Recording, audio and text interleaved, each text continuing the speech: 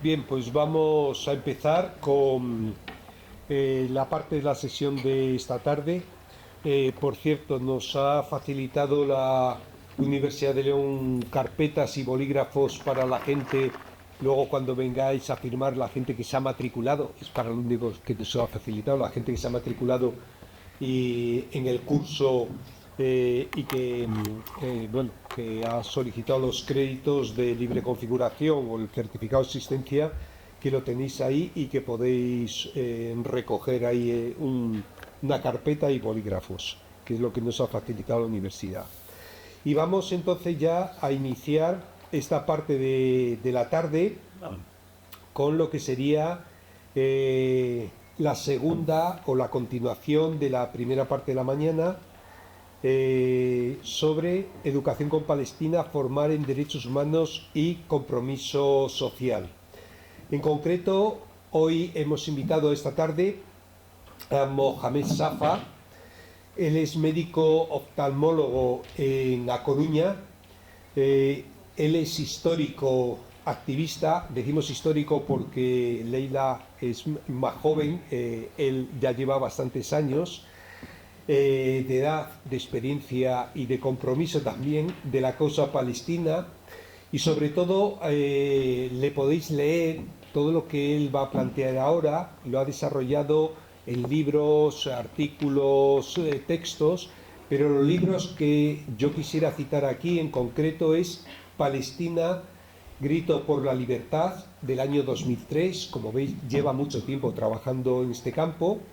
En el año 2017 publica La Revolución Árabe, Democracia, Nacionalismo y Religión.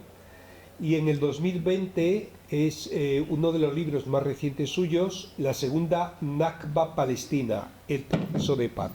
Pues bien, con todos nosotros y nosotras está Mohamed Safa, que le agradecemos enormemente que haya venido hasta aquí, porque son 4 horas de viaje desde Coruña, y se vuelve hoy mismo para Coruña porque mañana tiene en Orense, luego tiene en Pontevedra, etcétera. Todos estos días tiene compromisos en diversas ciudades justamente para hablar de la causa palestina. Pues muchas gracias y le damos un fuerte aplauso por su viaje y por estar aquí.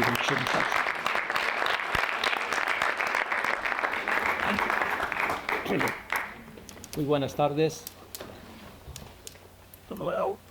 Buenas tardes. Ahora sí. Hola, muy buenas tardes. Mis primeras palabras van de agradecimiento a la Universidad de León, a vosotros y a los organizadores que nos brinden esta oportunidad de poder hablar sobre algo que estamos contemplando todos los días. Yo voy a empezar con el sentimiento de los que vivían en el gueto de Varsovia. La sensación o el sentimiento que tenían en aquel momento es que ellos iban a morir y nadie se va a enterar de su muerte, iban a ser en el olvido. Y eso les apoderó mayor depresión. Ellos van a morir, pero nadie sabe de lo que les va a pasar. Es curioso que eso contrasta lo que está pasando actualmente con la cuestión palestina. Los palestinos saben que van a morir, pero también son conscientes que el mundo entero contempla su asesinato. Y eso nos induce o nos lleva a una conclusión que es, o ellos tienen la sensación de que estamos ante un genocidio inevitable. Esto ya es un genocidio, pero no podemos hacer nada durante todo este tiempo. Y esa sensación es el último triunfo del verdugo, cuando normalizamos el genocidio, el crimen y el asesinato colectivo de un pueblo. Karl Cheeseman fue condenado a muerte. En la cárcel se convirtió en un escritor, publicó varios libros. Uno de ellos contaba una experiencia vivida por él y sus compañeros en la cárcel. Encontraron cadáveres de soldados japoneses, pero estaban en descomposición, llevaban mucho tiempo. Entonces él contaba, dice, el hedor en aquellos días que hemos descubierto los cadáveres es tanto que no podíamos ni dormir, ni comer, ni estudiar, no podíamos hacer nada. El primer día horrible, el segundo también, pero poco a poco él va contando que hemos empezado a habituarnos a esa situación y que al final empezamos a manejar los cuerpos, cortamos sus cabezas, limpiamos los cráneos y hemos conseguido tenerlos como decorativo en nuestras habitaciones. ¿Qué conclusión dice él? Es la maldición de la costumbre. Apoderó de ellos la maldición de la costumbre. Ya es normal. Aquí lo que ha pasado con los palestinos es que el primer día ha sido horroroso. El segundo también. Y de repente todas en nuestros esquemas mentales sobre el genocidio y los crímenes se han roto totalmente. ¿Por qué? Siempre hemos pensado que los crímenes suceden en la oscuridad. Los crímenes suceden en poco tiempo. Y que nadie se entera y a posteriori todo el mundo se convierte condenando el genocidio. Nadie aplaude un genocidio en el pasado. Todos nos armamos con el valor de condenar el genocidio. Pero descubrimos una novedad, que parece que condenamos el genocidio pasado, pero nos habituamos al genocidio actual, del presente. Esto es lo peor que puede pasar a una sociedad cuando ella asume que el genocidio es una realidad. Entonces se han roto los esquemas mentales. Aquello hoy día se hace no a oscuras, sino a plena luz. Mi último ensayo que va a salir en este mes, Gaza, un genocidio televisado. Nadie puede negar que no lo sabe o no lo supo lo que está pasando en la franja de Gaza. Pocos, solamente algunos necios que intentan cuestionar ese relato. Esto es un genocidio, como dije, en el tiempo real. Y la primera vez que la víctima avisa que va a ser asesinada. Y sucede. Y al mismo tiempo el verdugo, ensalza su hazaña. Vemos los soldados en el TikTok, en los medios sociales, cómo él va retransmitiendo cómo destruye una casa palestina, cómo asesina a unos palestinos. Entonces, ¿por qué? Porque se apoderó lo que es el sentimiento de la impunidad, que durante 2 años, y hoy mismo, el primer ministro alemán en el parlamento que estaban haciendo una asamblea para los presupuestos, mencionó todo, menos el genocidio de la franja de Gaza. Ni la mencionó. Habló contra Putin, contra Ucrania, contra lo malvado que es Rusia, pero la franja de Gaza no tuvo ni un espacio de 1 minuto en el discurso suyo para decir, oiga, están matando a una población. A mí, sinceramente, lo que dije antes cuando condenamos el genocidio en el pasado sobre Alemania, en este gobierno, esto es como Enzo Traverso en su libro dice que los alemanes parece ser, nunca pueden renunciar a su condición. O ejecutan el genocidio o apoyan a quien lo hace. Pero ellos nunca están lejos de un genocidio. Hoy día apoyan a un genocidio, como lo hicieron ellos en épocas pasadas. Hemos visto de todo, pero no podemos acostumbrarnos a que destruyen hospitales, escuelas, la vida. Es eliminar todos los elementos de la vida en la franja de Gaza. Por eso muchos dicen, Israel no acaba de conseguir sus objetivos. ¿Cómo? Es que a mí lo que me preocupa es el día siguiente, después del alto del fuego. Cuando en el alto del fuego descubre esos miles o millones de palestinos que están en la franja, es que no tienen ni un lugar para ir, no tiene hospital, no tiene escuela, no tiene fuente de agua, no tiene recurso para comer, no tiene casa. ¿cómo va a quedar en un sitio donde se eliminó los elementos de vida? Entonces, el objetivo de expulsar a la población se va a conseguir, aunque de forma muy lenta. ¿Por qué? Porque el ciudadano no encuentra ningún lugar para poder vivir dignamente. Hoy, sobre la hambruna que impuesta por Israel, os voy a recordaros, dicen, no, le hemos lanzado la alimentación y la gente van a recogerlos. Y cuando están justos en la cola del hambre que le llaman, empiezan francotiradores para matarlos. Esto es igual, no hemos avanzado mucho. ¿Qué pasó en el Holocausto? ¿Qué pasaba? A los judíos le daban una toalla y jabón. Y le dijeron, prepararos que vais a entrar a duchar, y cuando estaban entrando en el horno de gas para ser quemados. Los palestinos nos dicen que vais a comer. Y cuando los palestinos lanzan para recoger la alimentación, ahí el asesinato mientras que ellos están... Es lo mismo. Es la manera como asesinar a una población. La diferencia entre unos y otros. Han aprendido buenos métodos del Holocausto sobre la...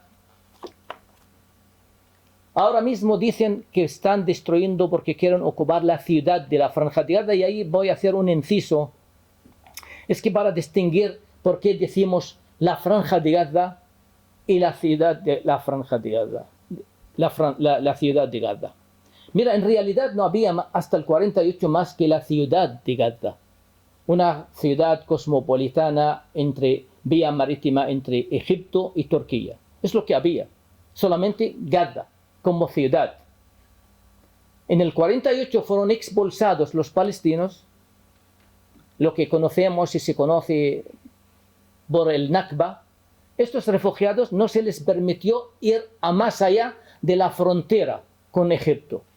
Se construyeron 8 campamentos de refugiados al lado de la ciudad de la Gaza para dar cobijo o lugar para los que acaban de ser expulsados de Palestina. Y ahí surgió 8 campamentos al lado y cerca de la ciudad de Gaza, y se conoce a partir de entonces la Franja de Gaza.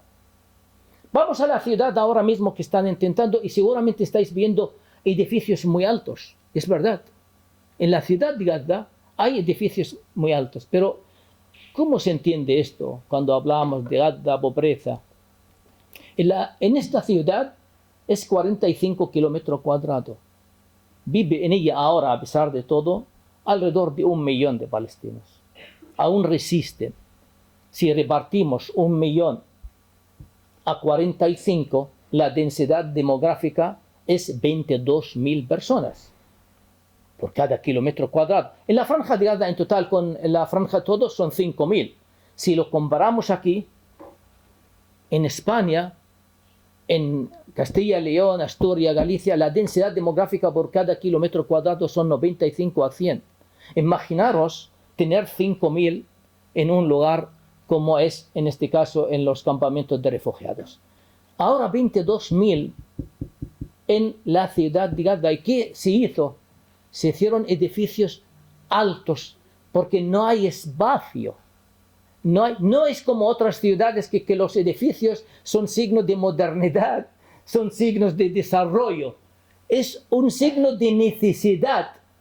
Que yo he leído una novela que dicen que está una isla tan pequeña que querían enterrar sus muertos verticalmente porque no hay espacio.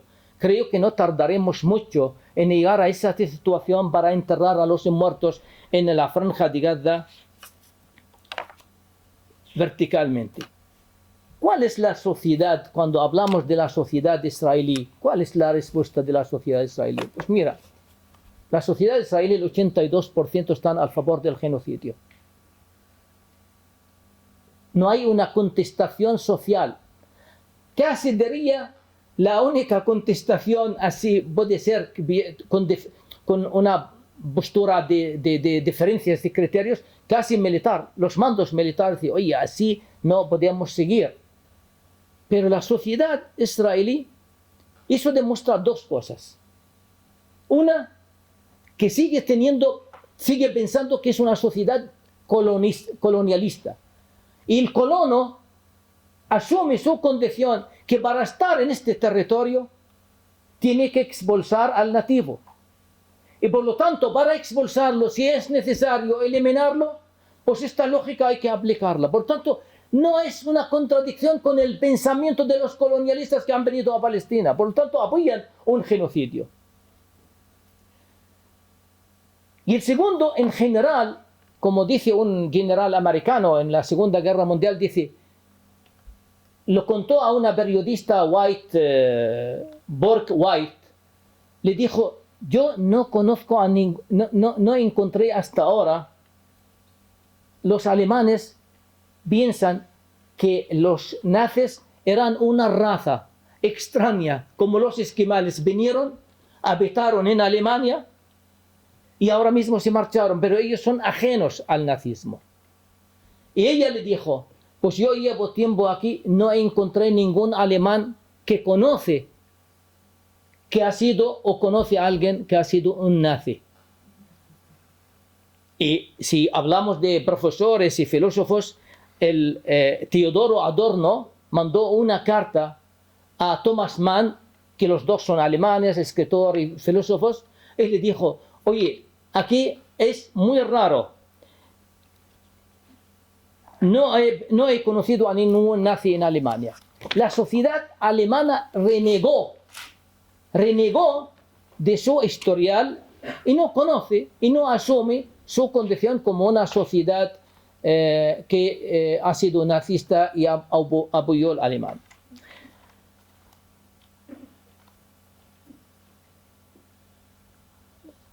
Seguramente la primera pregunta que vais a dirigirme, y voy a adelantar la respuesta, pero hombre, los palestinos habéis empezado. El 7 de octubre ha sido una obra de los palestinos.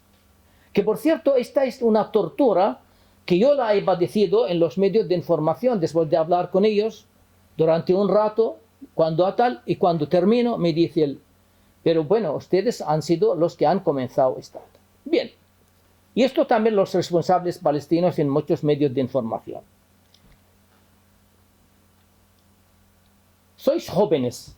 Y os voy a contar una fábula contada por un profesor norteamericano en la graduación de un instituto ahí. Él les dijo, mira, la fábula, además publicó un libro que se llama Esto es agua. Es de David Foster Wallace. Y comenzó la anécdota y dijo él, mira, había en una piscina 2 peces pequeños, iban nadando por una dirección. Y otro más mayor, con mucha experiencia, un pez venía del otro sentido y cuando estuvo a la altura de ellos le dijo, buenos días chicos, ¿qué tal está el agua? Estos peces pequeños seguían nadando y saben nadar y uno miró al otro y dice, demonio, ¿qué quiere decir con el agua? Y él quería decirles que los alumnos podían saber muchos datos, mucha información, como ahora mismo, ¿quién no sabe que jamás empezó el 7 de octubre? Lo malo es que no tenemos el contexto en el que sucede. Por eso hay que situarlo en el contexto, saber el contexto del conflicto, que lo que está pasando en tal. Por eso el 7 de octubre a mí no me sorprendió el 7 de octubre. A mí me sorprendió que todo Israel y sus amigos pensaban que ellos podían enjaular a un pueblo durante 2 años y no hay respuesta. No hay reacción. Estaban tan convencidos que tenían dominado y controlado la población palestina y han sido capaces de eliminar el elemento de la resistencia de este pueblo. Por eso han sido sorprendidos, diciendo, con toda la ingeniería social que hemos intentado crear un ciudadano nuevo en el Oriente Medio, es el palestino que acepta a través del proceso de paz y solamente en los países occidentales han asumido una ecuación. El palestino puede sufrir. El palestino es una víctima. Pero tanto el sufrimiento del palestino como ser víctima son precios razonablemente afectados como efecto colateral de la necesidad del Estado de Israel. Si Israel necesita seguridad, y esto implica ocupar la población palestina, ocuparla durante años, razonablemente aceptable. Y le permitimos que reivindican sus necesidades. Oye, quiero comer, me estás dando menos comida de lo que necesito, déjame un poquito de espacio, yo quiero salir, déjame la frontera, ábreme la frontera hoy, mañana está cerrada. Puedo aceptártelo, pero desde el momento que el palestino asume su condición, que quiere ser un ciudadano libre, y rompe el status quo, se convierte en el culpable de todo el conflicto en el Oriente Medio.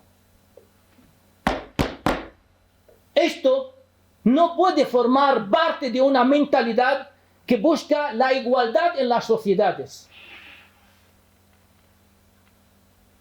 La historia de la humanidad es una historia de sufrimiento, porque unos se creían que tienen derechos y superioridad sobre otros. El hombre blanco creía que es superior al hombre negro, y así surgió la esclavitud. Países creían que son superiores a otros y así surgió el colonialismo. Y ahora quieren convencernos que la vida del israelí vale más que el palestino. Y este es el delito de los palestinos. Resisten a asumir esa condición.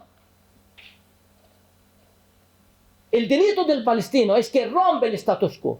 No quiere ser ocupado. Como acabo de escuchar un dirigente político, yo sinceramente hace falta volverlos a que estudien de nuevo con vosotros.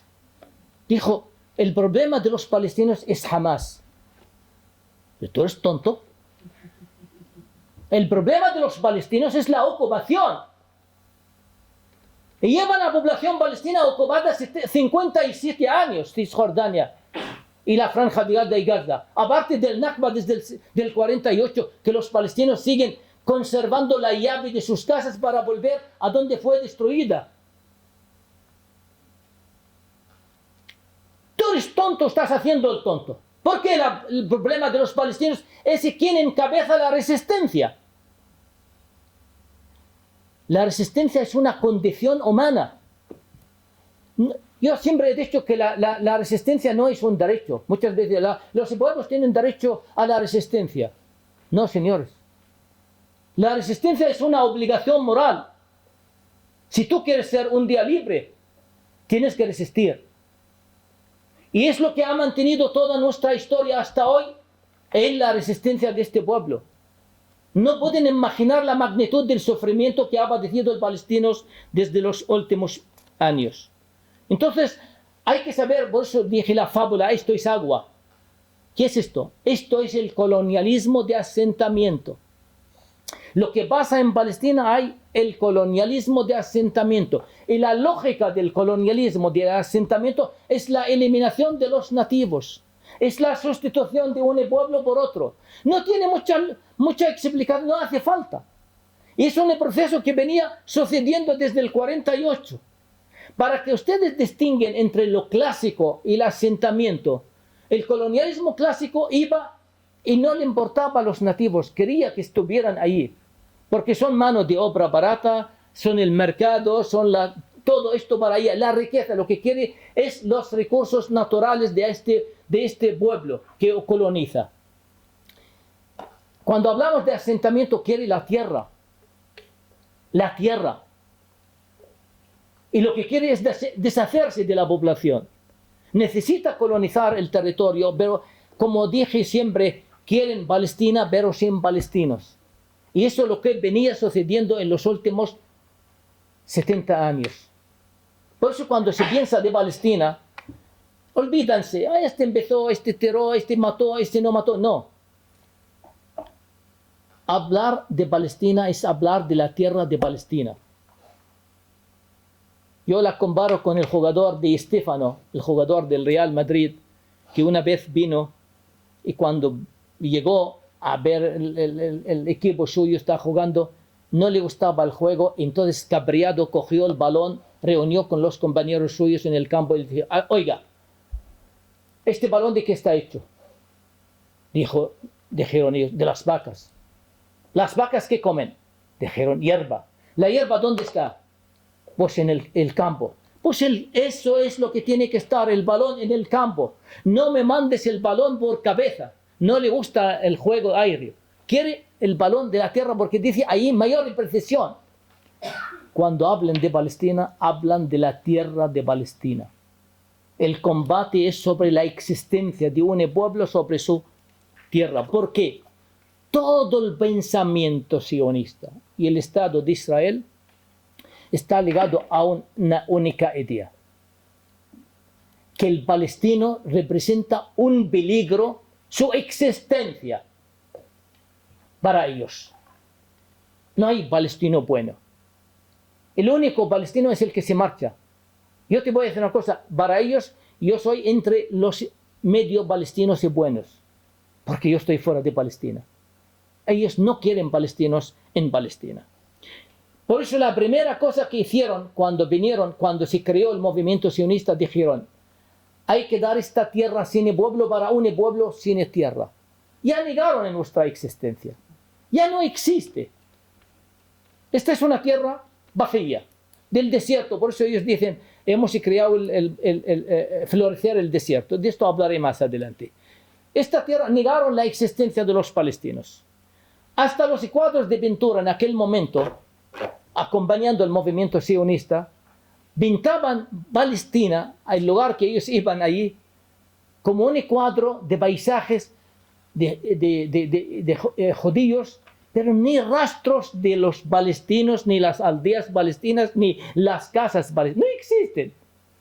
Claro, porque si pintan esto, estropea este imaginario que han creado sobre el territorio palestino. Por eso hasta en el arte no hay neutralidad. No hay neutralidad, hasta en el arte. Por eso dicen, esto es deporte, esto es arte. No, no, no. No hay nadie neutral. Cada uno tiene que asumir su condición. Un inciso sobre el arte. No es lo mismo una escultura de Miguel Ángel y un cuadro de pintura de Van Gogh. Cuando tú ves un cuadro de Van Gogh de unas botas gastadas de un obrero pobre, eso significa que está abriendo el espacio del arte que estaba restringido solamente a los reyes, a los aristócratas. En aquel momento, él intentó buscar una belleza en un cuadro de arte con unas botas, pueden buscarlo, de unas botas de un obrero pobre, gastado. La belleza no está siempre con el rango alto, ni con la riqueza. Es una forma de romper esquemas. Los pintores en esto han sido tal. Vinieron, destruyeron totalmente Palestina. Expulsaron 750.000 personas. Y viven en campamentos de refugiados desde entonces. Seguramente me van a decir ahora, oye, 750.000 palestinos no es una cifra alta. Escuchando ahora mismo los refugiados que hay. No. 750.000 palestinos son 2/3 de la población. ¿Sabes lo que significa expulsar 2/3 de una población? Esto es limpieza étnica.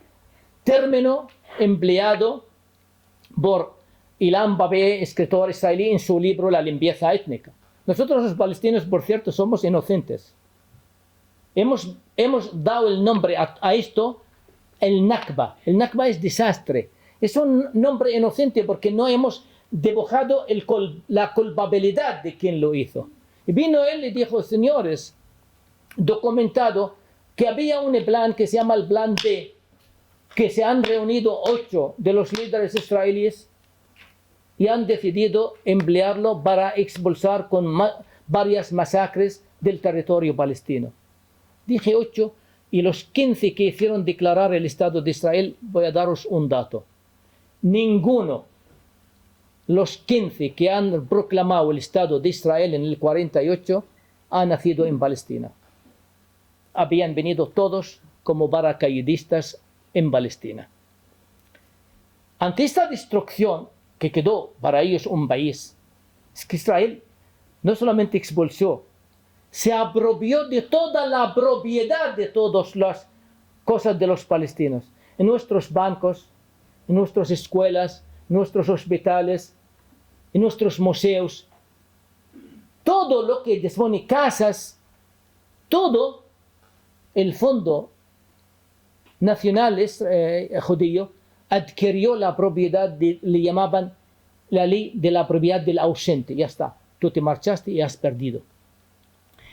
Y en las zonas de los 521 pueblos que han destruido del todo, ¿qué hicieron? Inmediatamente implantaron un árbol que es el vino. El vino es una planta que crece rápido y no necesita mucha agua. Y ellos necesitaban esta planta para ocultar el crimen. La primera vez que se utiliza la ecología para ocultar un crimen. Y arrancaron desde el 67 800.000 árboles de olivo. El olivo es la planta milenaria de Palestina, del pueblo palestino. El aceite de oliva virgen es producto en el territorio palestino. De los que han ido eliminando ese árbol nativo de los palestinos, pero al final han sido un poco más listos. Lo trasladaban a las colonias que han implantado en Cisjordania. Ahora mismo los olivos que estaban en Cisjordania se han implantado en las colonias que acaban de hacerlo. Y ocultaron. Si vais a Palestina, si vais una vez de estas excursiones guiadas, seguramente os van a llevar al Museo del Holocausto. Vais y podéis contemplar la peor crimen que hemos visto. Pero cuando salgan de ahí, quiero que se miren solamente alrededor de una distancia de 1 kilómetro cuadrado. Ahí hay un pueblo que se llama Deir Yassin, donde se cometió una de las masacres más emblemáticas en la historia palestina. Y el escritor palestino escribió, dice, no puede un crimen ser ocultado por otro crimen. Tú no puedes montar un museo del Holocausto sobre el crimen que has cometido en un pueblo que seguimos recordando cómo fueron asesinados casi más de la mitad de la población palestina en aquel pueblo como una señal para ser expulsados. No hace falta, doy otro ejemplo, la propia Universidad Hebrea Israelí en Tel Aviv. Profesores israelíes, entre ellos Shlomo Sant, que daba clases ahí, mandaron una carta al rector, le dijo, nos gustaría como historiadores saber dónde se ha construido nuestra universidad. Esta universidad fue construida sobre uno de los 521 pueblos borrados del mapa en Israel. Se llama Sheikh Munis. Ocultaron la destrucción de un pueblo con la construcción de una universidad.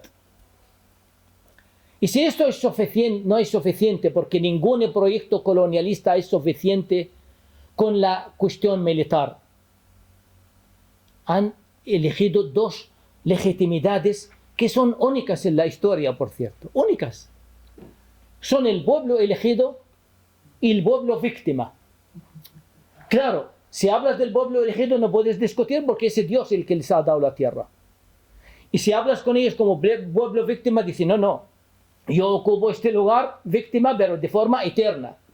Es difícil discutir dos conceptos que por cierto, los demás colonialistas nunca utilizaron que son un pueblo víctima. Venían y colonizaban.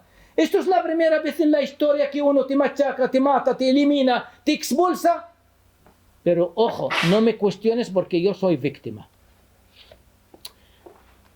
Esto es lo que demuestra que la historia del colonialismo de asentamiento que tenéis que leer, la primera página que escriben, empieza desde el primer momento que ellos se llegan.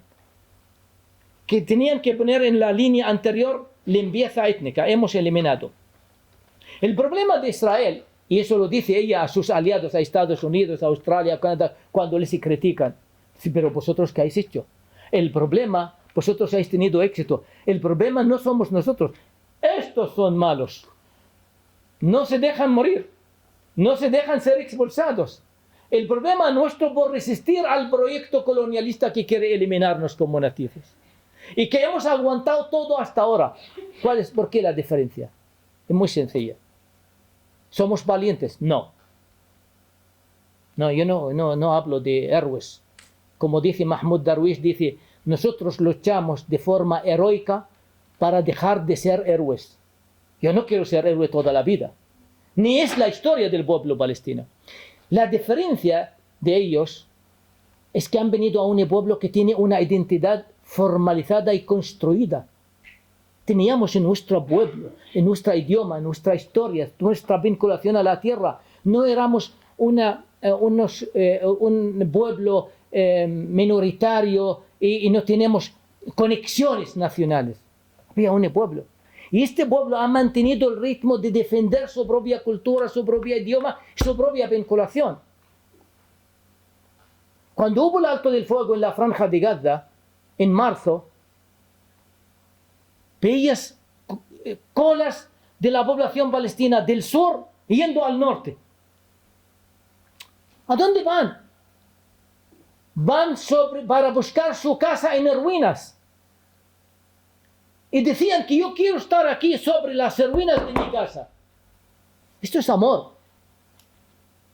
Eso es una vinculación a la tierra con todo el daño que ha hecho Israel. Siguen manteniendo. Y seguimos viendo, yo sigo viendo en la Franja de Gaza una bella y hermosa zona.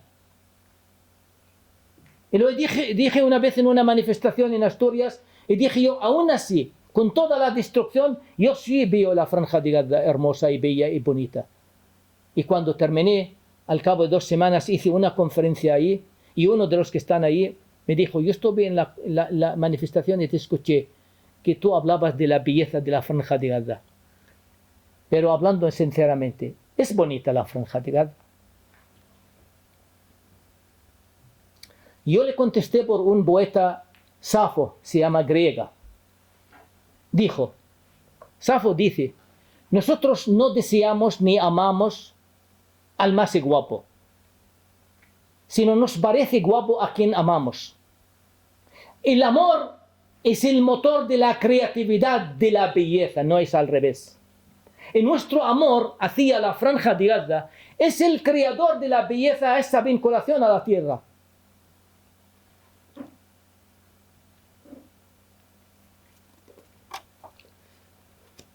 La pregunta es, ¿y por qué el mundo está así en contra? No hemos visto ese respaldo hacia nosotros. Siempre tenemos que hacer una pregunta, el por qué. Y vosotros en la universidad es el lugar del por qué. Es el lugar. Y el momento que eliminamos el por qué, estamos retrocediéndonos épocas anteriores. Primo de Levi, un escritor israelí, que fue llevado a Auschwitz, y cuando llegó ahí, en un viaje del tren cansado, esposado, agotado, llegan ahí y nada más bajar del tren había nevado. Entonces él, con toda la ilusión, con el sudor que tiene, cogió, tocó el suelo para coger una nieve. Y el soldado alemán le dio. Entonces el Primo de Levi le miró y dijo, ¿por qué? ¿Saben qué le contestó? Aquí no hay porqués. El momento en el que el mundo anula el porqué, estamos eliminando la posibilidad de ver, vislumbrar el conocimiento, el origen y la historia. Tengo el derecho de cuestionar por qué esa posición indecente de Europa respecto a la cuestión palestina.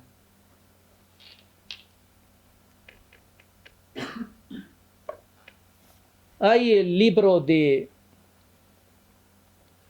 olvidé del nombre, se llama Tierra de Sangre. Él habla de que después de la Segunda Guerra Mundial se demostró que hay códigos, de que hay valores, las reglas que se hacen en un territorio sobre el valor humano no es aplicable a otro pueblo en otra zona geográfica. Eso le llama Tierra de Sangre y eso creo que está esperado casi en Palestina. Es decir, siguen viéndonos durante 2 meses, 2 años. Asesinato, espera, yo no voy a dar cifras, porque todas las cifras que se circulan vamos a descubrir que no responden a la realidad. Las cifras escandalosamente. Ayer la relatora de las Naciones Unidas hablaba de 600.000 personas. ¿Saben qué significa 600.000 personas? Es 1/3 de la población palestina. 1/3. ¿Se imaginan matar a 1/3 de la población española? Entonces yo me pregunto por qué. Claro, seguramente me vais a responder, es cuestión de intereses. Les interesa que el holocausto sigue funcionando, el complejo en Europa. Yo sinceramente podría dar esto 30% de posibilidad de respuesta. La realidad es esto, otra.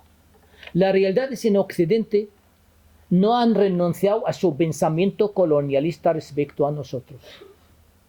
Siguen pensando que somos un pueblo colonizable. Y siguen pensando que Israel es el europeo blanco de ellos. Y por lo tanto tiene derecho, como dijo Kipling en aquel poema famoso, dice la carga del hombre blanco, que justificaba el colonialismo, ahora es la carga del hombre sionista. Lo que a mí me aterroriza, que en Europa fue la minoría más perseguida, fueron expulsados por 13 naciones los judíos en Europa, perseguidos y expulsados. Pero curiosamente se convirtieron en los europeos y blancos y buenos desde el momento que han venido a Palestina. Entonces una ecuación diciendo, tú eres un europeo mientras que estás fuera de Europa y estás en Palestina. Y como ellos piensan que somos un pueblo colonizable, siguen pensando que hay supremacistas respecto a nosotros. Hay una superioridad de ellos. Y por eso han aceptado. Ellos ven a Israel como el hijo. Es hijo de ellos. Es que Israel aprendió mucho de ellos. Y Europa, por cierto, ha hecho muchos estudios sobre los nazis. Mucho. Y sobre el stalinismo. Mucho. Pero no hizo ninguna revisión a su propio pecado original, que es el colonialismo. Y curioso. No hay estudios sobre el pecado original que se formó, que practicó Europa. Al contrario, algunos que no han leído nada de la historia, que lo estoy escuchando aquí en España, yo vivo hace 40 años en España y lo estoy escuchando, dicen, no, si nosotros no hemos fomentado el estudio y les enseñamos a alfabetización, y justificando, aún ahora siguen justificando. Por esto, los que más apoyan a Israel ahora mismo en Europa, ¿quiénes son?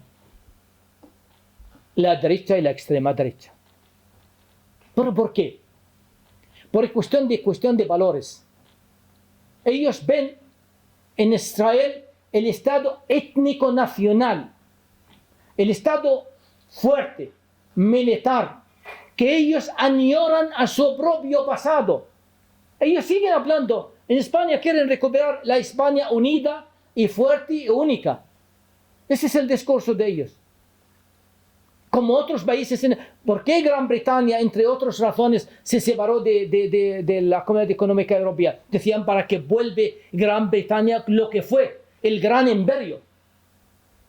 Eso me introduce a lo que se llama la nostalgia. Hay un libro sobre la nostalgia,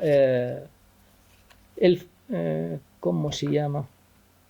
El futuro de la nostalgia, de Evelyn Boym. Decía que hay dos tipos de nostalgia. Una es la reflexiva y la otra que es la restauradora. La reflexiva es lo que nos pasa a nosotros. Nosotros vamos a un museo, vamos a una catedral, contemplamos, admiramos, perfecto. Pero en ningún momento nos pasa por la imaginación que queríamos volver a esa época que han construido la catedral. Porque sabemos lo que significa la construcción de aquella catedral con el sacrificio humano y las condiciones laborales, sociales que padecían la gente que lo han construido. Pero tú de forma reflexiva vas y contemplas y te gusta. Pero ahora hay una nostalgia restauradora que vuelven al pasado anterior, que es el no va más, y la quieren recuperar. Por eso ahora hay algunos que están nostálgicos al franquismo en España, porque era el modelo de la España que ellos sí quieren. La España unida y fuerte, pero ojo, con un factor, que ellos, y por eso ellos están en contra del inmigrante. Por eso ellos, la cuestión del feminismo, eso les viene muy grande. ¿Sabes por qué? Porque los dos tienen un componente, la igualdad. Es que las sociedades que han construido la ciudadanía no miran que esto de dónde es. Da igual. Lo que importa es tu condición como ciudadano en una sociedad para construirla, sobre las reglas de derechos y deberes. Ahora esto se vuelve a ver el origen étnico de del ciudadano que forma parte de España, o de Europa, o de Francia. A mí si alguien me escucha y me pregunta de dónde eres, y le digo yo soy español, por nacionalidad y origen palestino, me dicen, tú con la cara que tienes vas a decirme que eres español. El español es de Poraceba, es de otra cosa. Es romper ese valor que hemos conseguido desde la Segunda Guerra Mundial hasta hoy, que es el valor de la igualdad. Y lo que no se puede renunciar a ello. Hay que mantener la lucha para mantener la condición de la ciudadanía y el derecho de los pueblos igual, independientemente del origen que ellos tienen. Y ahí, el segundo factor que ellos miran y admiran a Israel por la fuerza. Ellos piensan en la fuerza. La fuerza es la única factor que dice que induce a ellos. De hecho, todos estos que hablan del pasado,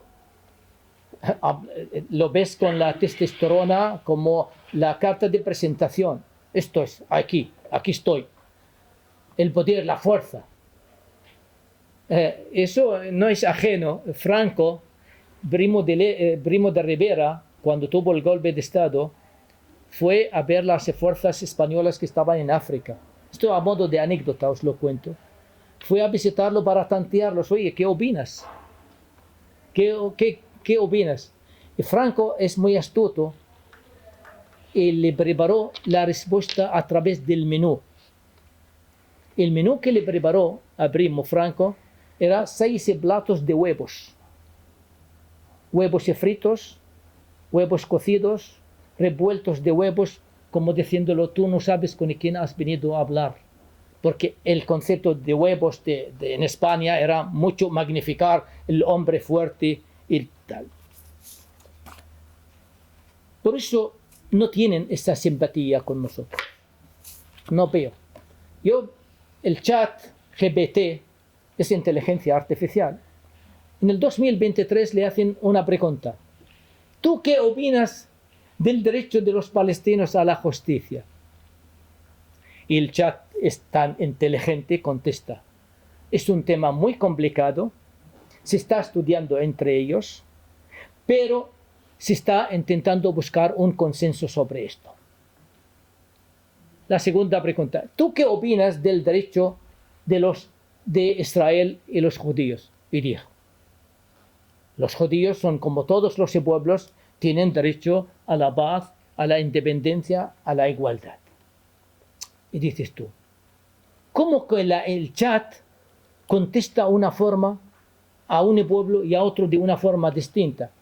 Estudiando un poquito, hay 2 sistemas de ajedrez. Una se llama Stockfish y otro se llama AlphaZero. Stockfish ganaba al principio todas las partidas. De repente en el 2022 hay un programa nuevo que se llama AlphaZero, está ganando todas las partidas. Y la pregunta, ¿por qué? La primera estaba hecha sobre jugadas humanas, sobre el conocimiento humano. En cambio, el AlphaZero hicieron a la inteligencia artificial las reglas del juego del ajedrez. Estas son las reglas, is Babilati. Se entrenó horas con las reglas y empezó a ganar la partida. La inteligencia artificial, cuando le preguntaron sobre los palestinos, está claro que está preparado, es una inteligencia, no es humana, pero está hecha por humanos, por el pensamiento humano. El pensamiento europeo, ¿qué dice? Bueno, sí, tenemos que estudiar esto de los palestinos y tal. Entonces está hecho no con el código de las Naciones Unidas, las reglas del derecho internacional. No, no, no. Porque si está puesto o hecho o programado sobre las reglas del juego del derecho internacional, la respuesta tiene que ser igual entre los 12 pueblos. Desde luego que no es lo que ha pasado. Y voy a intentar terminar porque ya, perdóname, tal. Vale.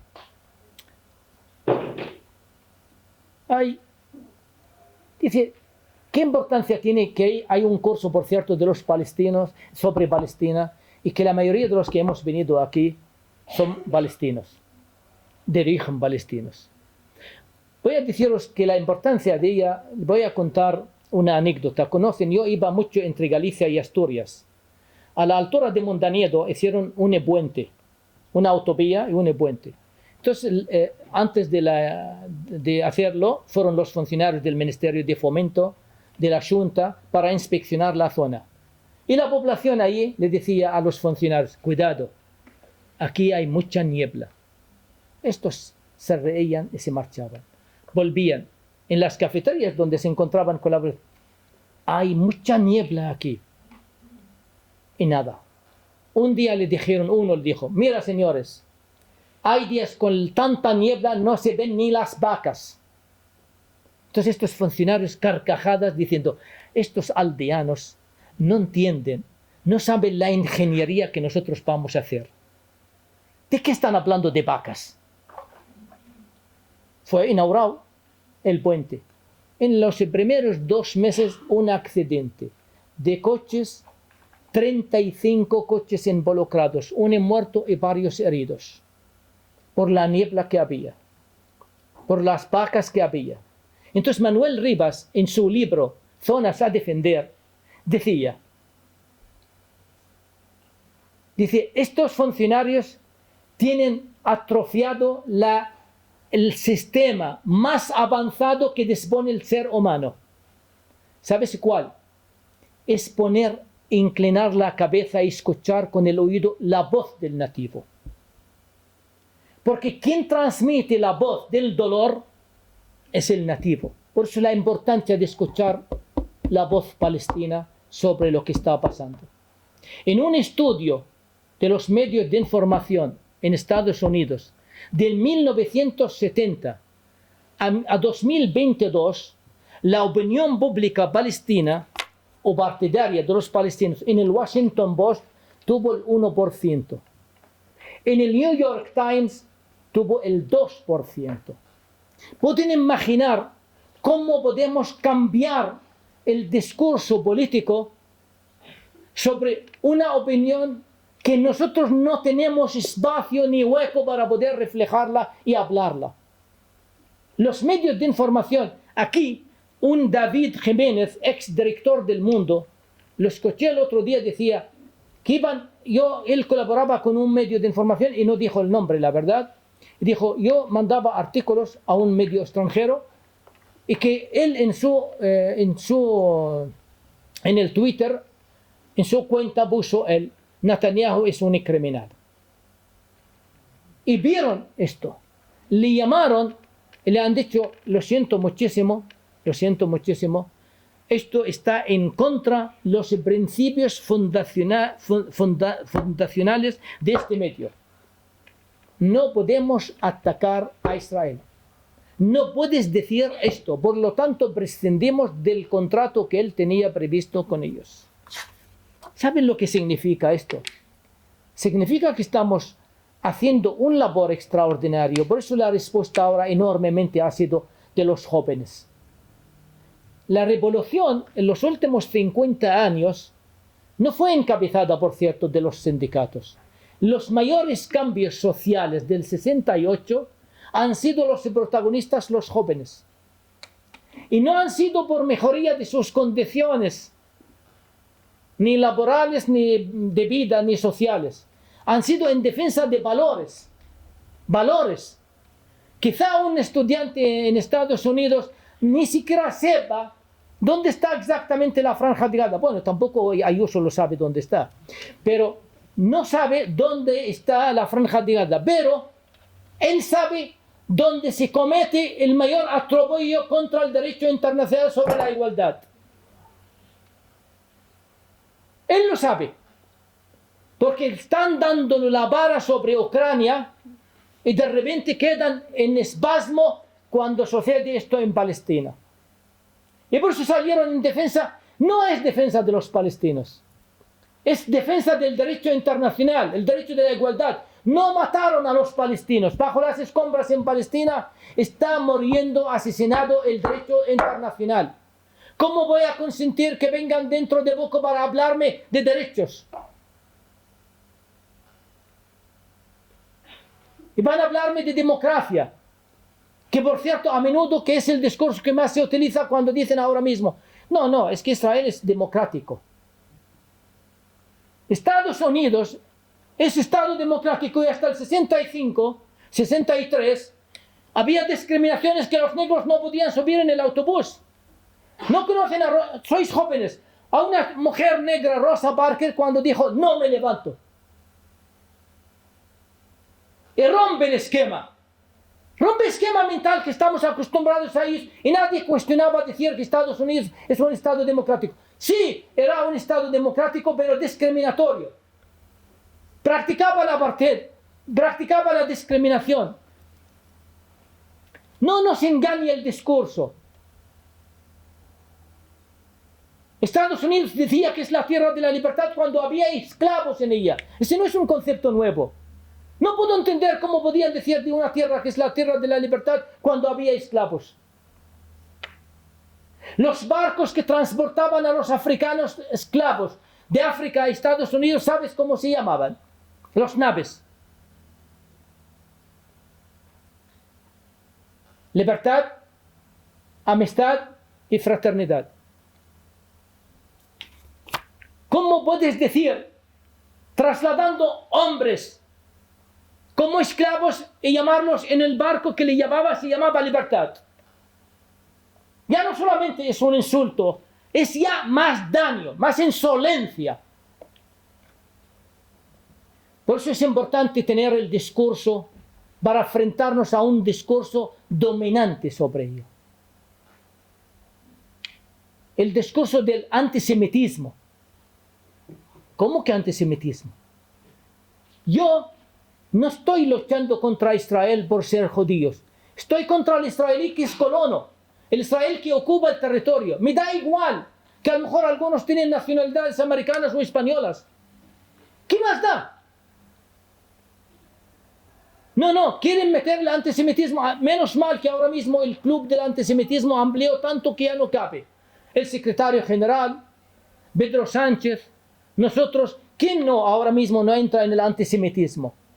Pero un ejemplo para que lo entiendan. Nuestra historia es una historia de resistencia de hace siglos. Fuimos invadidos por 15 imperios y los 15 hemos combatido contra ellos. Y anterior al colonialismo británico, ¿sabes quién estaban? Los otomanos, los turcos. ¿Quiénes son los turcos? Musulmanes. ¿Y nosotros qué somos? La mayoría musulmanes. ¿Hemos luchado contra ellos? Sí. Porque hemos luchado como condición de un pueblo libre. No por ser antisemitismo. Si fueran religiosos y musulmanes, teníamos que aceptar el imperio turco. Hemos luchado contra el imperio turco, el imperio británico, el imperio romano. Todos los imperios que han venido a Palestina hemos luchado. Cuando te dicen ahora no, es que están en contra de nosotros porque son antisemitas, es dando a entender, si nos ocupa otros que no son judíos, húngaros, vamos a decir, ¡ay, qué suerte! Le vamos a dar la bienvenida. No, da igual que no ocupa el territorio palestino, que lo hemos mostrado y demostrado a lo largo de nuestra historia. Hemos luchado contra los que han ocupado el territorio palestino. Hemos luchado contra los británicos que son cristianos. Hemos luchado contra los turcos que son musulmanes, contra el califato. Y nos hemos alineado Los árabes se alinearon en la Primera Guerra Mundial, seguramente lo vais a estudiar en la historia. Nos hemos alineado con los cristianos, que son los británicos, contra el imperio turco en la Segunda Guerra Mundial, con la ilusión de tener la independencia. Y al contrario, nos han engañado y han dividido el territorio palestino. Por eso no es una cuestión ni antisemitismo, ni democrático, ni el derecho a la defensa. No, el derecho a la defensa, por favor, que no manipulen. Un Estado que ocupa el territorio de otro pueblo no tiene ningún derecho a la defensa. Y los que lo citan, cuando escuchas a un político decir en la televisión, Israel tiene el derecho a la defensa, dile, señor, estás violando la Carta de las Naciones Unidas. Porque eso significa que estás apoyando la ocupación de Palestina. No. Y nosotros hemos consultado a las Naciones Unidas en el 2004 al Corte de la Justicia Internacional. Oiga, Israel está construyendo el muro en el territorio palestino. ¿Qué opinas? Israel dijo, los palestinos me atacan y tengo que poner un muro defensivo. La respuesta, sentencia del Corte de la Justicia. Usted no tiene derecho a la defensa porque ocupas el territorio de otro pueblo. El momento que te retiras del territorio palestino, este momento puedes reclamar el derecho a la defensa. Mientras que ocupas ese derecho a la resistencia del pueblo ocupado. Cambiar el chip. No nos engañen. Israel no nos ocupa porque no somos democráticos. Como acabo de escuchar a una analfabeta, dice, es el único Estado democrático entre tantos Estados que no son democráticos. Palestina no tiene Estado y por tanto no puedo hablar de tal. Al contrario, la única experiencia democrática que hemos tenido cuando ganó Hamas las elecciones en el 2006. Y aparte, insistían, por favor, participar en las elecciones. Hamas tiene que participar, tenéis que participar. Y cuando participó, pero ellos le decían que tienes que participar, pero no tienes que ganar. Y la sorpresa es que ellos ganaron. Es que Hamas no leyó la letra pequeña que les decían. Participar, pero tú no puedes ganar. Se han cometido, como dicen, han mordido la manzana prohibida y ganaron las elecciones. Y a partir de entonces es la primera vez en la historia, la primera vez que se pone un embargo después de unas elecciones democráticas exigidas por ellos. ¿Por qué? Porque el resultado no ha sido favorable a ellos. Nosotros no podemos aceptarlo. Ya sé que estamos luchando contra un muro. Un muro. Yo sé que es muy difícil, ya sé que hay mucha gente muy pesimista. Y si tú me preguntas la realidad de nuestra, yo sí soy razonablemente pesimista. Pero yo soy muy optimista, porque yo milito en una causa justa. Mi optimismo surge de la resistencia del pueblo, de la militancia de esta causa justa. Yo, y termino porque me van a decir, y vosotros, al final, ¿qué quieren los palestinos?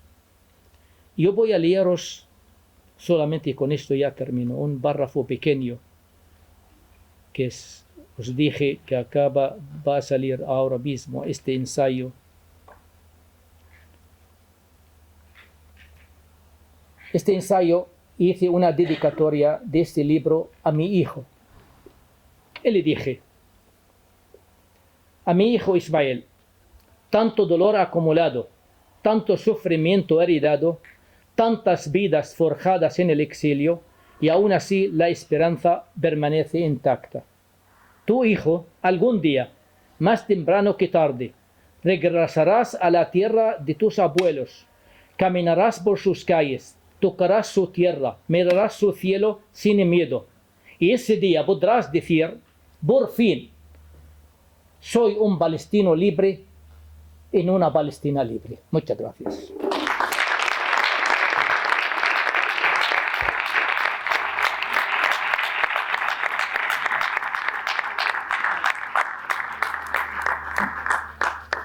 Bien, pues como esta mañana tenemos tiempo para poder charlar, debatir, reflexionar Mohamed Safa, así que las intervenciones que queráis y la participación que planteéis. Adelante.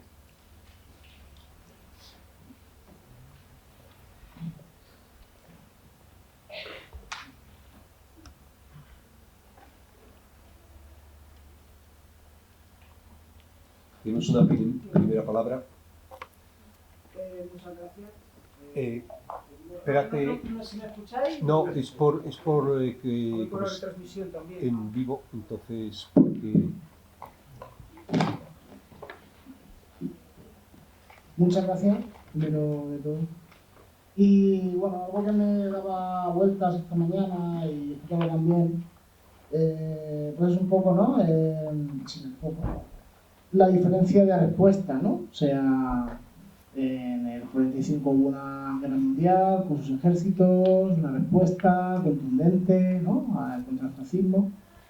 Y ahora estamos asistiendo, pues, a la complicidad de Europa y del mundo, digamos, como occidental y que nos llamamos desarrollados, ¿no? Y ahí creo yo que es donde está el problema, ¿no?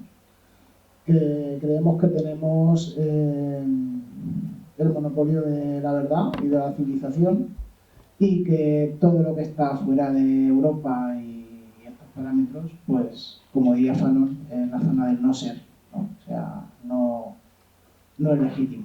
Y creo que ahí es donde reside la gran parte del problema y que creo que todas y todos los que estamos aquí tenemos que revisarnos y que cambiar esa idea colonialista que tenemos muy dispuesta.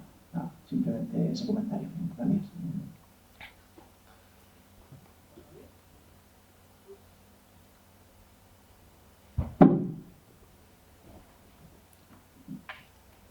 más intervenciones.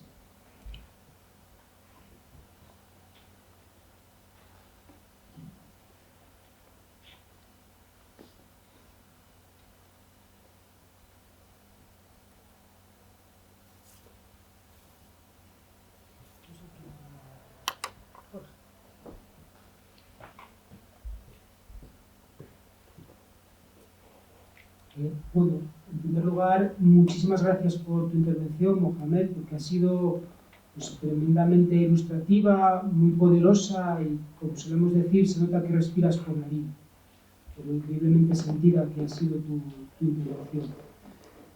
Quisiera preguntarte, a tenor de una última frase que comentaste, que eras razonablemente pesimista, pero al mismo tiempo optimista, porque defiendes una causa justa. Quisiera preguntarte cuál puede ser el futuro de todas las generaciones de gazatíes jóvenes, niños, que están sufriendo estas situaciones indescriptibles de padecimiento, el odio que se estará generando en esas generaciones. ¿Qué podemos hacer contra eso? ¿Qué podemos hacer para construir un futuro de paz y de igualdad? ¿Cómo podemos superar esa violencia que se está larvando previa, durante, anterior al conflicto, no conflicto bélico, perdón, sino al genocidio israelí? ¿Cómo podemos construir un futuro más igualitario desde la perspectiva del pueblo palestino? Muchas gracias.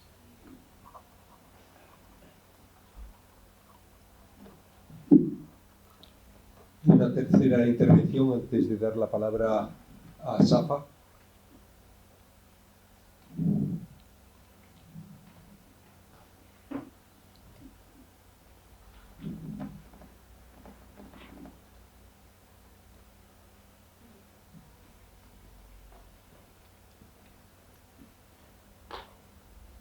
En breve, muchas gracias. Y yo tengo una pregunta que también la gente me da a mí, que es ¿dónde está la respuesta del mundo árabe? Como también hay silencio de esta parte, entonces, ¿qué opinas? Gracias.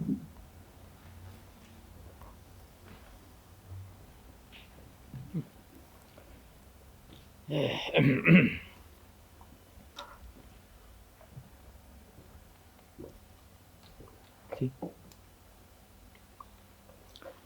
Bueno, yo comparto con el compañero la reflexión que acabas de hacer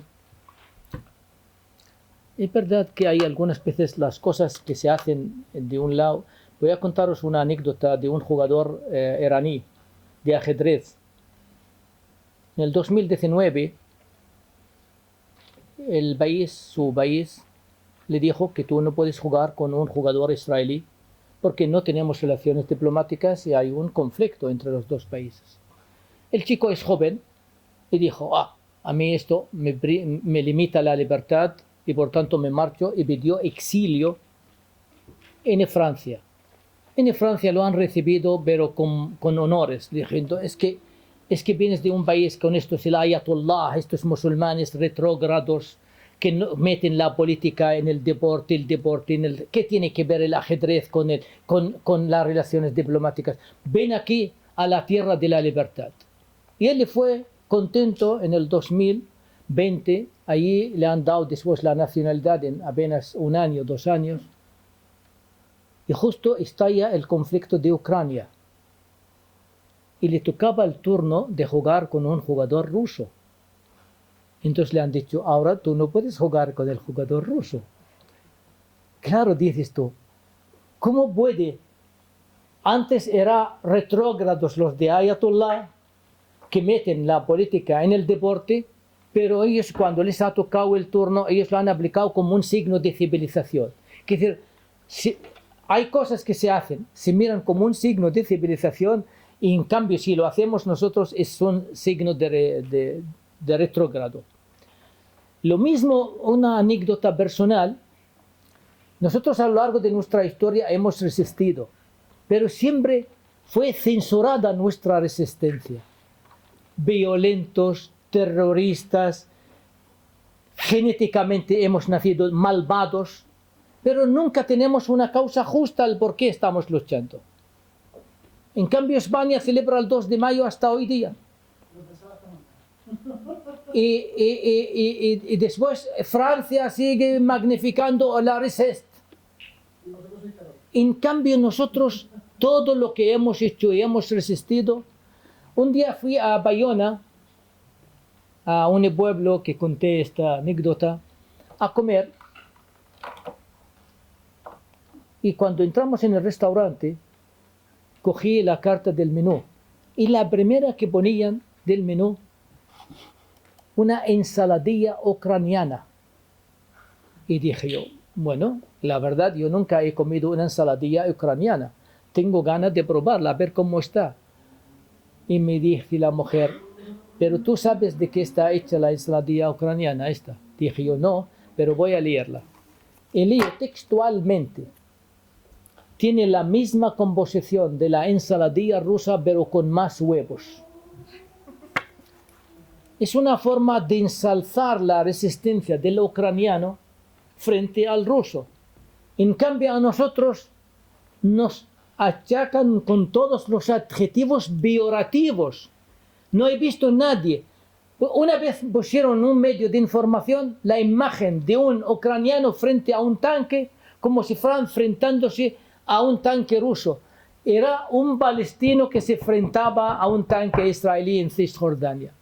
Fue censurado como palestino, fue glorificado como ucraniano.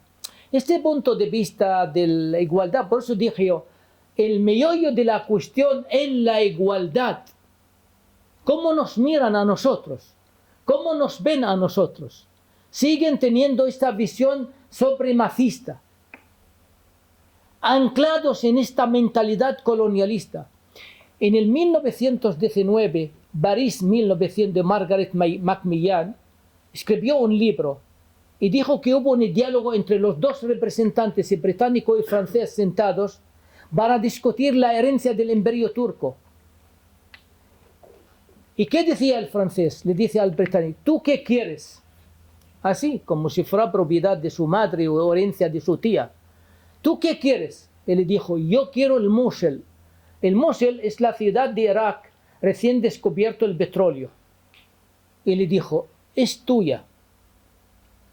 Algo más, y dijo, Jerusalén. Dice, también. Sentados dos, han repartido nuestra tierra entre ellos, zonas de influencia entre el imperio francés, el colonialismo francés, el colonialismo británico. Y no han salido de esa mentalidad hasta hoy día.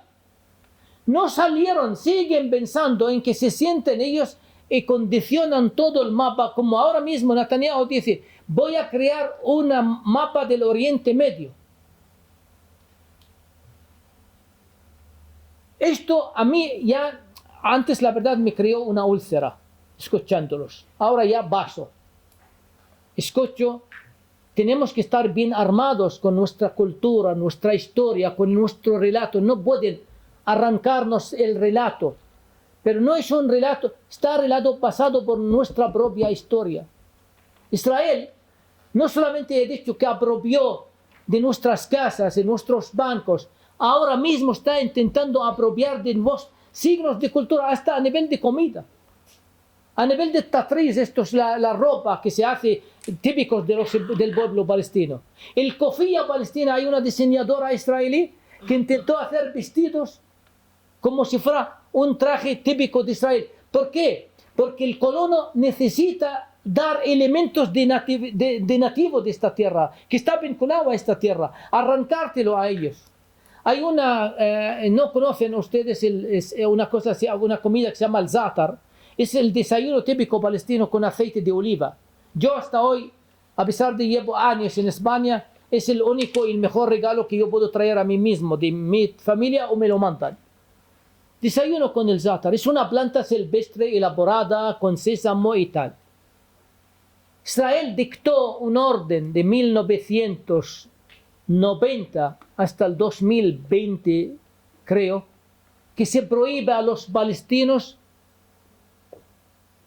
hacer uso de esta planta. No podemos hacerla. ¿Por qué? Decían que era muy escasa esa planta y quieren conservarla. Pero al mismo tiempo se abrió una empresa israelí para hacerla, y ahora ¿quién vende el zátar a los palestinos en Cisjordania? Una empresa israelí. Y se presenta el zátar como una comida israelí. Fui con mi mujer a Lisboa, a un centro comercial nuevo, recién inaugurado. Decían que era el más grande, pero siempre hay uno, después se viene el más grande. En una planta que era toda hostelería, vamos a comer. Y miramos y había un restaurante israelí. Y dije, oye, ven, vamos a ver qué comida se tienen. Y lo primero que yo me acerqué y ponía comida típica israelí. Dije, quiero saber esta comida que tienen. Ponen falafel y hummus. ¿Saben lo que es el falafel y el hummus? Entonces la mujer me dijo, pero esto no es lo que dices tú, que yo algunas veces hago de cocinero en casa y hago el hummus y el falafel. Esta es una comida palestina ancestral. ¿Qué conoce un polaco, un judío de New York o de Argentina y viene a Palestina, conoce el hummus o el zátar o el zait? Pero quieren crear una historia. Fomentan la creación de una historia que tienen algo vinculado a esta tierra y te van quitándote a ti todos los elementos culturales de vinculación a la tierra. Este es un combate de existencia. Te desarma de tu cultura, de tus orígenes, de tu idioma. El segundo, ¿cuál es el futuro? Yo dije, soy muy optimista por militancia. Soy optimista, como dice Gramsci, ideológicamente. Ideológicamente soy. Pero yo soy consciente que la Franja de Gaza no es que mataron 60.000 o 600.000. Es que son generaciones. Tú sabes los médicos que han eliminado, los profesores que han eliminado, la clase media entera que han eliminado esto. Necesitamos 15 años como mínimo para quitar los escombros. 15 años en el caso que lo hagamos a un ritmo continuado, sin obstáculos. Es decir, de verdad os vamos a permitir quitarlos. Hemos eliminado. Claro que el palestino, a pesar de todo esto, no ha renunciado a su historia.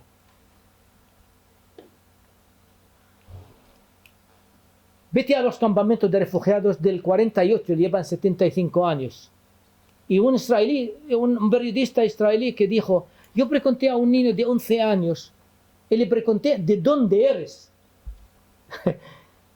le contestó el nombre del pueblo palestino que fue su familia expulsada de ahí. Y le contó toda la historia, las calles, y dónde estaba su casa y cómo fue destruida. Hemos mantenido el relato de nuestra generación una detrás de otra, del padre al hijo al nieto. Eso es lo único que podemos contar a nuestros hijos. Tú vas a un campamento de refugiados y encuentras lo primero, una llave a la puerta de cada casa. La llave.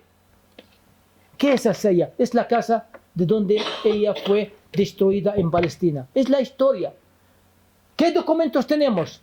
Prácticamente es la historia y la cultura y la llave. La llave forma parte de nuestra esencia. Y por tanto, hemos caído tantas veces. Hemos sido derrotadas tantas veces. Pero hemos vuelto a levantar.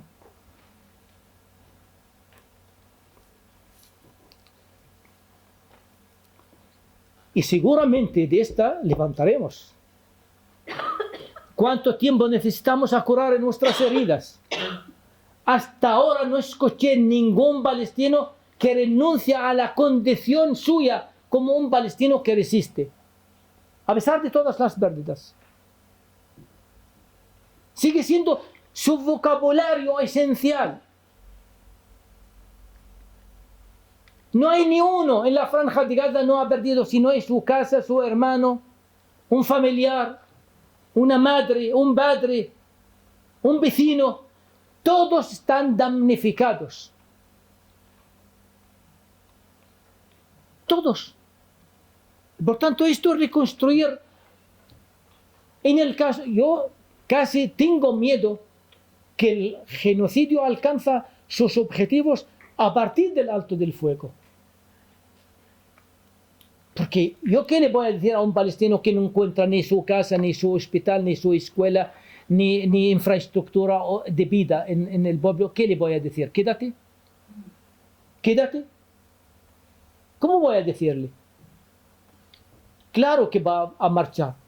Pero es que se marcha, hay un cuento de Cortázar, de un cuento verso reconstruido por Cortázar, decía, ¿por qué oyes de la muerte de Bagdad si la muerte está en Samarra? Que dice, ¿por qué oyes del norte si la muerte la vas a encontrar en el sur, en el oeste, en el este? La muerte está en todas las partes. Gaza huele a muerte en cada rincón. Hay una novela del palestino Brahim Nasrallah que se llama Bodas de Amina, que basa a una señora mayor que perdió a su hijo y le ve a un hombre que está cavando para el entierro, cementerio, en el cementerio cavando fosas. Y le dijo, hijo, ¿hay algún mártir nuevo? ¿Que hay alguien que se ha muerto? Dijo, señora, no, tía, o no sé cómo le llamaba, tía, no. Pero tú sabes que no se pueden sorprender en cualquier momento. Tenemos que tenerlas preventivamente. Y a mí el concepto de tener cementerio preventivamente contrasta con el concepto de las guerras preventivas. Mientras ellos hacen unas guerras preventivas, nosotros estamos haciendo cementerios preventivos. Entonces ella le dice, con este signo de una señora mayor, dijo, hijo, amplía lo máximo que puedes, a ver si pueden tener descanso en la tumba, algo que no lo han tenido en la vida real. Y él le contesta, tía, descuide, lo estoy haciendo como si fuera yo el que voy a morir. Porque todos sabemos que pueden morir en cualquier momento. Y la tercera, ¿dónde está la pregunta, ¿dónde está el mundo árabe? A mí me gustaría decirte dónde están. Ni lo puedes encontrar en el GPS. Están ausentes. Estamos en el peor momento de nuestra historia. Hemos hecho una revolución y una resistencia en contra de todas las condiciones naturales que hay. Mira, te voy a contar si tú lees los libros de la guerra de guerrilla, de los movimientos de liberación, te dice, para ganar una batalla necesitas, en primer lugar, un terreno que tenga una de estas siguientes condiciones. Que sea amplio, desértico, o que tenga bosques, o que tenga montañas. Estas son condiciones necesarias si quieres hacer una resistencia contra una potencia ocupante. Estamos en el terreno que le puedo llamar en la maldición de la geografía. Están en la zona más pequeña en la geografía. Gaza representa el 1% del territorio israelí y apenas dispone el 1% de la capacidad militar israelí. Y han hecho una resistencia que hasta hoy a mí me sorprende cuando escucho ayer, han atacado un tanque israelí. Dije, Dios, ¿cómo pueden después de 2 años con todo esto sigue teniendo el espíritu y la voluntad de la resistencia? ¿Cómo están? ¿Dónde están? ¿Qué han hecho? Gaza es la zona más pequeña. La zona que no tiene ni montaña, no tiene bosques, no tiene costa, ni desierto. Perdona, costa sí, que es lo que no debería. Decían que no hacía falta una costa larga porque el enemigo podía entrar. En Afganistán estaban las montañas. En Argelia estaba el desierto. En Vietnam los bosques. En Gaza, ¿qué hay? No hay nada de esto. Y aún así se intentó crear su defensiva, que son los túneles. Y los túneles, me parece que esta es la operación más, ingeniería más importante que una resistencia ha sido capaz de hacerla, contrastando con la realidad que tienen. Una realidad adversa, la maldición de la geografía. Hicieron los túneles.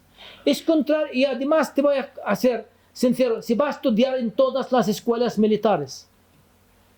Se va a estudiar cómo un pueblo durante 20 años sitiado hizo eso. ¿Cómo? Los franceses, cuando iba a la Segunda Guerra Mundial, dijeron, vamos a hacer una línea defensiva, se llama Maginot. Para que los alemanes, si atacan de nuevo, la podemos, ya está, como la otra vez nos atacaron por aquí, hacemos una línea defensiva por aquí. Es verdad que los franceses en este caso han sido buenos estudiosos de la historia, pero estudiaron hechos, no modelos de resistencia.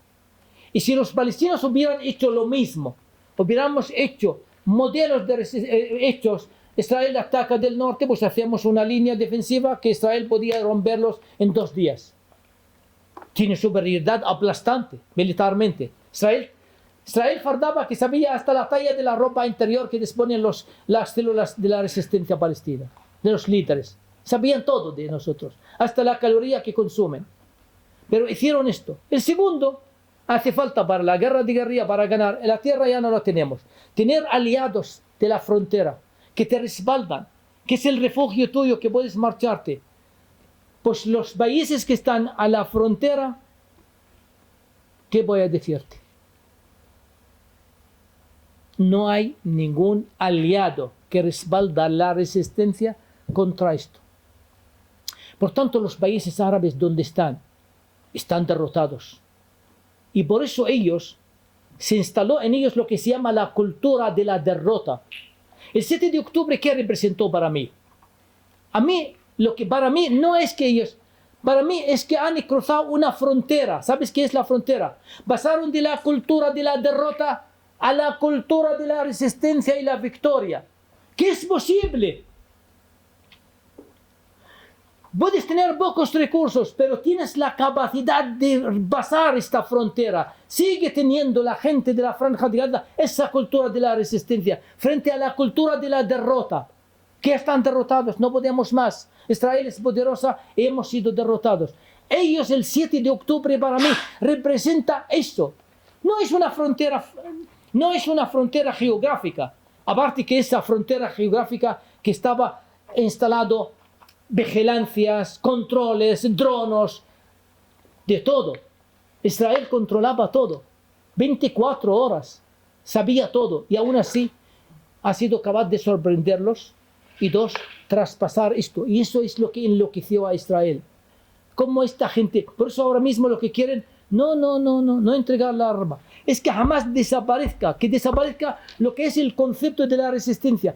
Quieren eliminar la voluntad de la resistencia.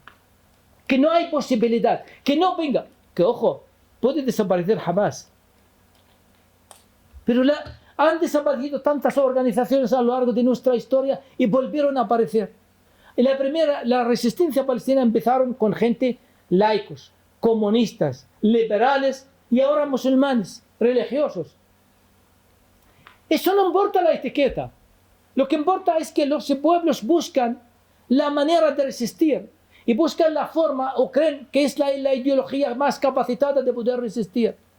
Y estamos viendo una resistencia enormemente que me siento orgulloso de pertenecer a este pueblo.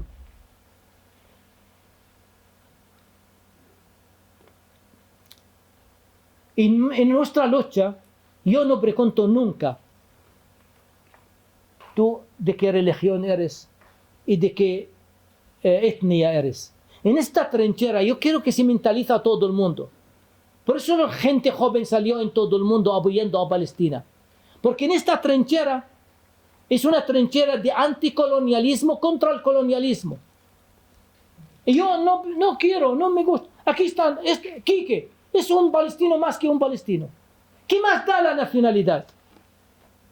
Y más árabe que los árabes. No me importa la identidad. No me importa la religión. Me importa la persona que los valores que tiene que llevar, que es la libertad e igualdad. Esto es lo valores. Venga aquí. Esta es mi bandera. Esta es nuestra trinchera. Por eso nunca hablo del mundo árabe. Yo no busco, esta es una batalla que tenemos que ganar. Hemos sido hombres de color contra la apartheid en una época de la historia. Hemos sido judíos contra los nazis en otro momento de la historia. Hoy nos corresponde ser palestinos. Y la palestinidad no es un lugar geográfico. Yo no soy palestino porque he nacido en Palestina. ¿Qué va?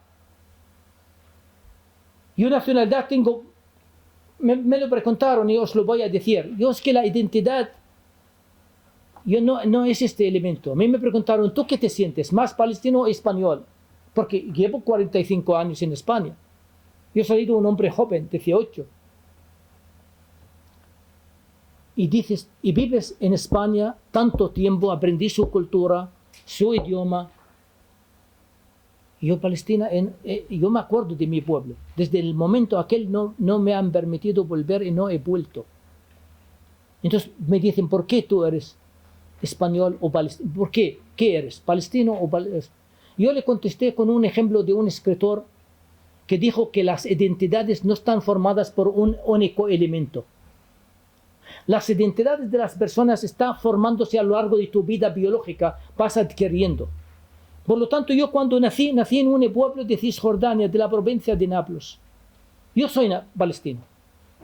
Esta es mi muñeca rusa pequeña. Él compara que esto y la identidad como las muñecas rusas. Mi primera muñeca más pequeña, la rusa, es que yo soy palestino de Cisjordania.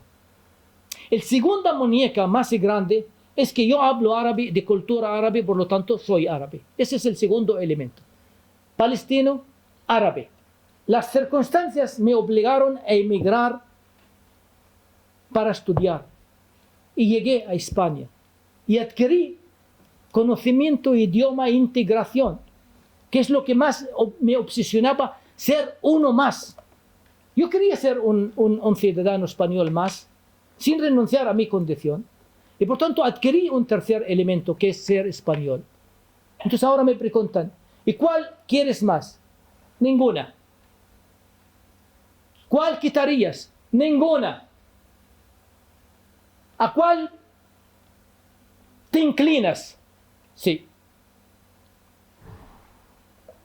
A la Palestina. ¿Y sabes por qué? Porque es la única que tengo miedo que me lo van a arrancar. Están intentando arrancar mi identidad, mi primer elemento de identidad, la Palestina. Nadie me va a cuestionar que soy árabe. Español, últimamente sí. Pero la Palestina es la que tengo miedo de que me lo quieren arrancar y por eso tengo una inclinación. El día de mañana, como dice a mi hijo, que volvemos a tener una Palestina libre, somos libres en una Palestina libre, adquiriré un compromiso nuevo de un valor humano nuevo con una causa justa y me convierto en uno más contra la opresión de otro pueblo. Muchas gracias.